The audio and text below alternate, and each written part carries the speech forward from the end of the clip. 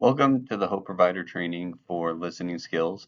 I'm Chaplain Daniel Morey, and I'll be walking you through this training today.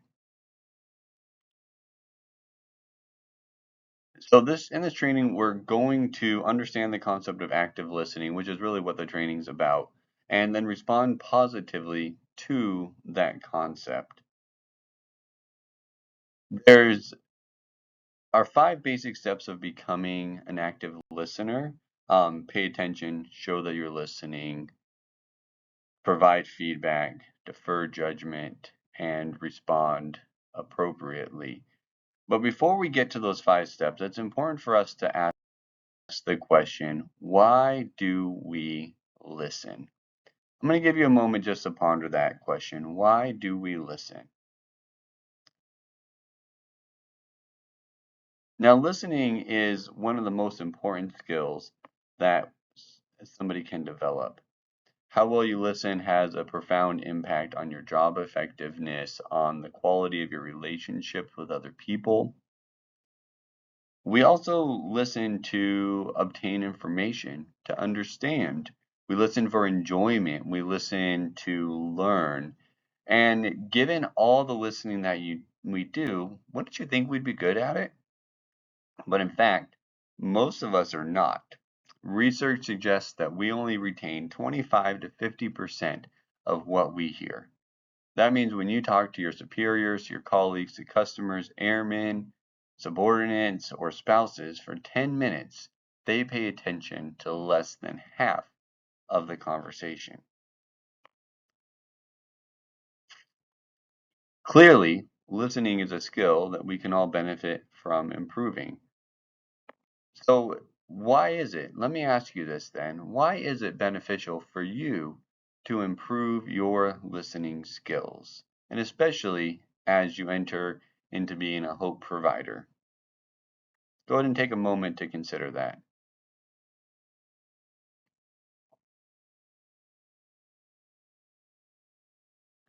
So, by becoming a better listener, you can improve your productivity, your ability to influence, persuade, negotiate, encourage, empathize, lead, support, resolve conflicts and misunderstandings, and so much more.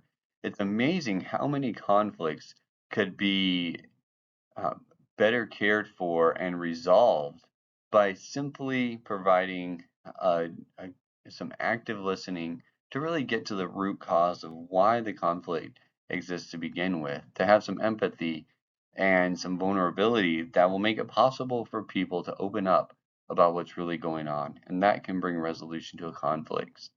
Now, keep in mind that active listening can also be used to manipulate. There's people like salespersons and others that may use these skills to just reach their own ends. But as hope providers, I know that we're not going to use these skills for anything but helping others. So listening is clearly a skill that we can all benefit from, and by becoming a better. So let's look at these 5 key elements to show that we're listening. We can pay attention, we can show that we're listening, we can provide feedback, we can defer judgment, and we can respond appropriately. We're going to walk through each one of those right now. So first of all, with paying attention. Give the speaker your undivided attention when you're talking to them. Recognize that nonverbal communication also speaks loudly. How you're sitting, how you're standing, what you're doing with your hands. Look at the speaker directly and put aside distracting thoughts. First of all, don't mentally prepare a rebuttal. Don't be constantly thinking, what am I going to say? How am I going to defend myself? Or how am I going to help this person? But sometimes just in listening, you're providing more help than you would ever think possible by giving them a solution. Putting aside distracting thoughts also requires self-awareness. So realizing that when I'm distracted, I'm not paying attention to the person that's with me. And it's okay if you want to say, hey, hang on a second, I got a little bit lost back there. Could you repeat what you were just saying? That's okay. That shows that you care, and it shows that you're vulnerable and brave enough to to put yourself in that uncomfortable position where you have to ask somebody to go back and share a little bit of what you might have missed. So avoid being distracted by environmental factors. Listen to the speaker's body language. So not only what they're saying, but how they're saying it, how they're sitting, and then refrain from side conversations when you're in a group setting. Next, show that you're listening by your own body language and your gestures. Convey that you can nod occasionally, you can smile, you can mimic their facial expressions or use other facial expressions. Note your posture and make sure that it's open and inviting. Just consider, how are you sitting? How are you holding your arms? What are your legs doing? What's in your hand when you are just talking with someone? So then there's providing feedback. Now be careful of providing feedback, because we don't want to provide so much feedback that we come across as fixing, especially not early on in the conversation. Maybe there's space for providing some feedback later on. But when it comes to providing feedback, we need to be aware. This is where self-awareness is of major importance. Our personal filters, assumptions, judgments, and beliefs can distort what we hear. We may need to ask, I'm hearing you say something, but is that really what you meant? As a listener, your role is to understand what is being said. So this may require you to reflect back what's being said and ask questions. You can say something like, what I'm hearing is, it sounds like you're saying. Those are great ways to reflect back. Along with providing feedback, you can ask questions to clarify certain points. What did you mean when you said? Or is that what you mean? I heard you say this. Is that really what you meant by that? Clarification shows that you're listening. Some people may think that if you have to ask a clarifying question, it means you weren't listening. No, clarification means you are listening, because you're putting the pieces together, and sometimes we need a little bit more information to put those pieces together. And then you can also summarize the speaker's comments periodically. I mean, what better way to show somebody that you were listening to them than to actually be able to summarize better than they could in their own words what they're trying to say. And when you do that well, and you see that light bulb come on for them, and they say something like, wow, I've never thought about it like that, or wow, yes, you really explained that very well, it will make your heart feel so warm knowing that you are providing that level of care to those that are with you. Now, keep in mind, you may respond with some negative emotions depending on what somebody shares with you. If that happens, it's okay to say, "Ooh, hold on a second. I feel myself struggling with some negative emotions right now. I want to make sure I'm understanding you correctly. What I heard you say was this. Is that really what you're saying, or am I misreading that?" Again, that vulnerability, that willingness to put yourself out there will only breed more willingness for these people to share with you. So let's go on to defer judgment. Interrupting is harmful to becoming an active listener. It's difficult if you're interrupting. There's a point for asking for clarification, but don't drive the conversation. As soon as you start driving the conversation, you're not an active listener anymore. Let the individual drive the conversation.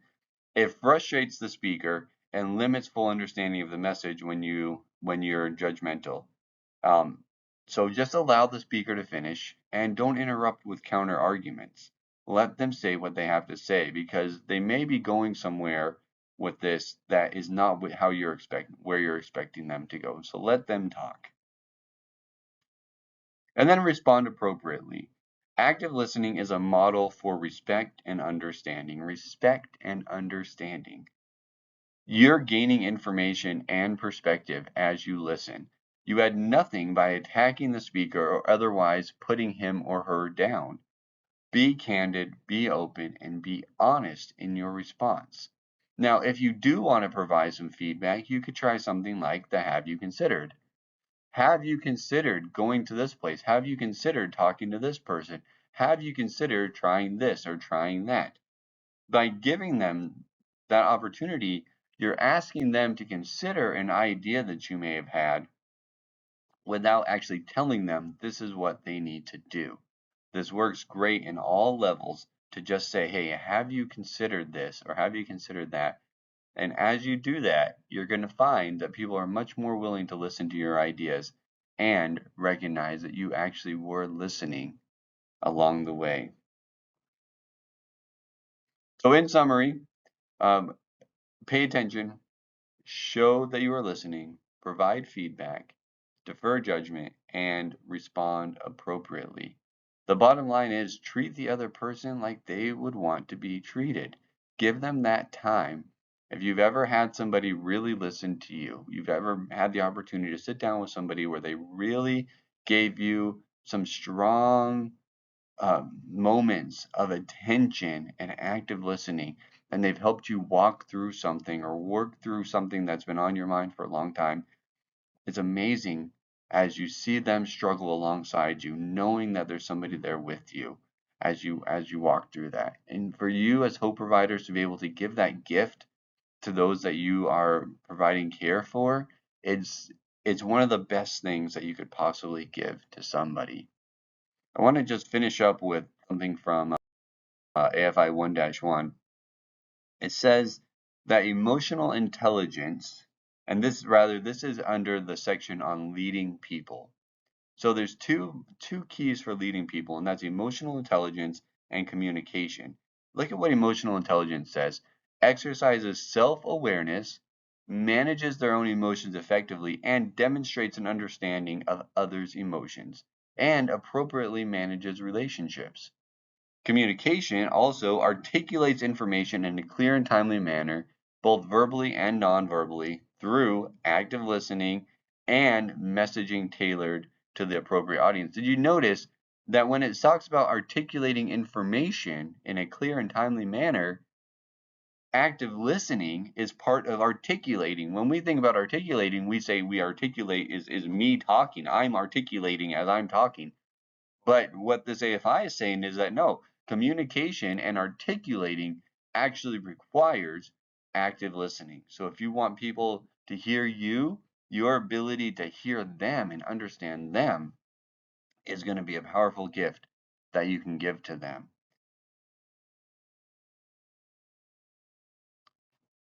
So on the last slide here, I want to encourage you to continue exploring your own reactions to when people are sharing with you, your own responses. Notice when your mind is drifting. Put these 5 skills into practice. It will have a major impact on your personal and professional relationships, as well as make you a hope provider that can be there for your wingman in a profound way. And you will never know when your willingness to listen could save a life. Thanks for joining me on this training today, and I look forward to seeing where the hope providers take this and how we can continue to use our active listening to make a major impact in each one of our units, with our airmen, with our friends, with our family, and throughout the entire Air Force. Thank you.